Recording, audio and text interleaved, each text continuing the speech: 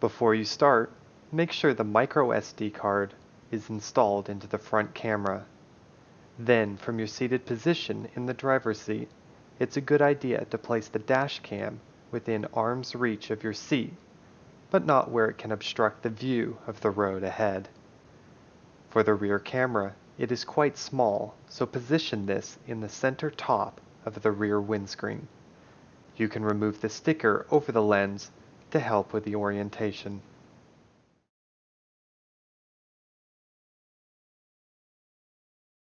Since we are running the power cable from the dash cam to the fuse box, consult your owner's manual for the location of the fuse box in your vehicle.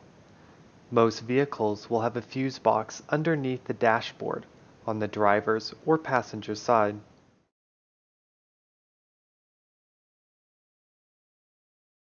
In most instances, you can simply tuck the cable into the hood lining and down panel A without needing to remove the panels.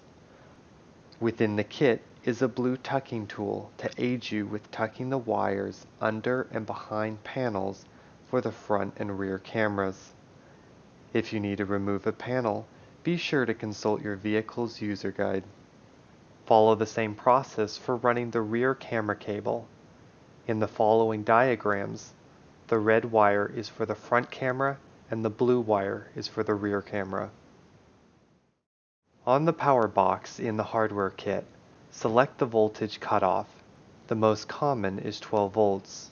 This is for parking mode, which will automatically cut power to the cameras when the vehicle is parked.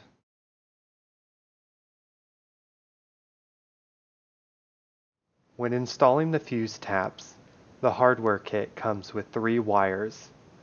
A black wire that goes to the ground bolt, a red wire that is the constant power fuse, and a yellow wire that goes to an accessory or ignition switch fuse.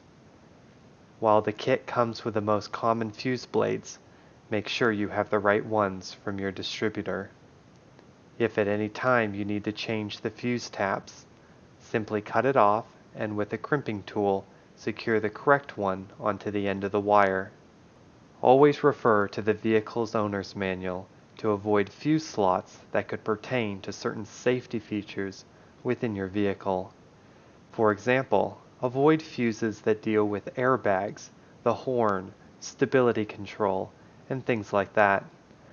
Fuses that control certain elements, such as the radio, garage door opener, sunroof, are usually safe to use.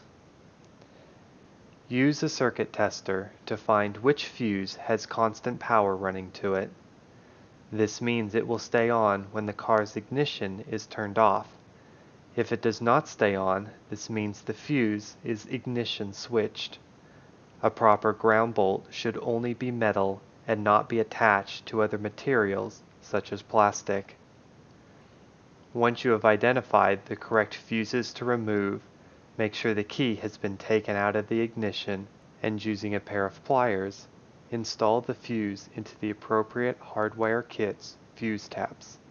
Plug the fuse tap, that now has 2 fuses, into the empty slots where your fuse was originally, both for the power red and the accessory or ignition yellow. The third end to the hardware kit must be grounded to your vehicle. Most cars have at least one obvious ground point near the fuse box.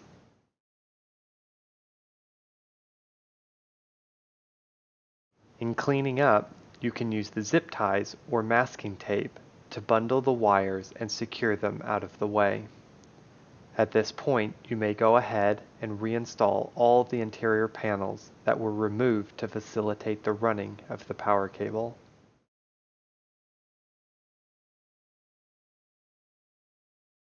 With the final step, you can download the Vision DC app onto your phone and enter the username and password found in the app user guide.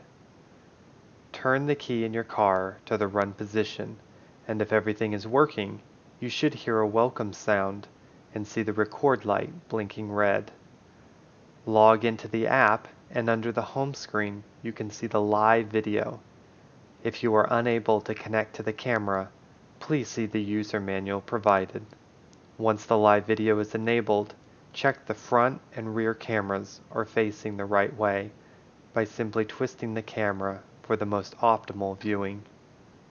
With the cameras now working, you are now finished with your installation.